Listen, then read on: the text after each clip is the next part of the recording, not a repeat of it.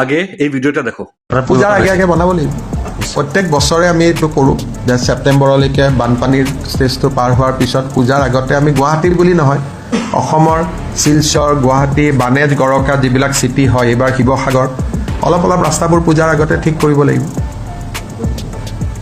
সেইটো প্ৰত্যেক বছৰে আমি কৰোঁ, এইবাৰো কৰিব লাগিব। আমাদের আদরের মামা, আমাদের মুখ্যমন্ত্রী, আমার একটা প্রশ্ন আপনার কাছে, যে শিলচর কিটা কোনো গান্ধী মেলার মতো জিনিস নেই, যে এখানে গান্ধী মেলা যেমন 1 মাস 1.5 মাস থাকে, এখানে তখন মানুষ থাকে। শিলচরে কিটা 1 মাস 1.5 মাস মানুষ থাকে, যখন পূজার সময় বা পূজার আগে।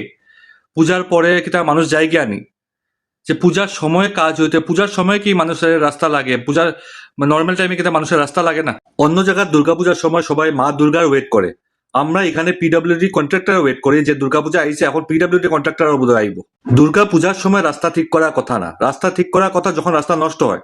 যখনই রাস্তা নষ্ট হয়ে গেছে তখনই রাস্তা ঠিক করার কথা, এটাই সিস্টেম হয় স্যার। দুর্গাপূজার আগে কাজ হইব, রাস্তা ঠিক হইব, নিউ ইয়ার আইতে আইতে আবার রাস্তা ভাঙি যাইব, আবার আমরা ওয়েট করবো যে আবার দুর্গাপূজা আইব, আবার আমরা রাস্তা ঠিক হইব। এই সিস্টেমটা বন্ধ করিয়া কিতা অন্য সিস্টেম করা যায় না? নর্মাল একটা সিস্টেম যে রাস্তা বানাই, রাস্তার একটা প্রপার ইন্সপেকশন করি রেগুলারলি, আর যেখানে মেনটেন্যান্স দরকার ওইখানে আবার মেনটেন করি। ওরকম করলে তো রাস্তাটাও ভালো থাকে, রাস্তার লঞ্জিভিটিটাও বাড়ে, মানুষও খুশি থাকে, আপনারা ঝামেলাও কম থাকে। এটা তো স্যার একটা ভালো সিস্টেম হলো যে দুর্গাপূজা মানে রাস্তার কাম, ইলেকশন মানে ভোট চাওয়া কাম, আর ভোগান্তি সহ্য করা হলো শিলচর পাবলিকের ফুল টাইম কাম।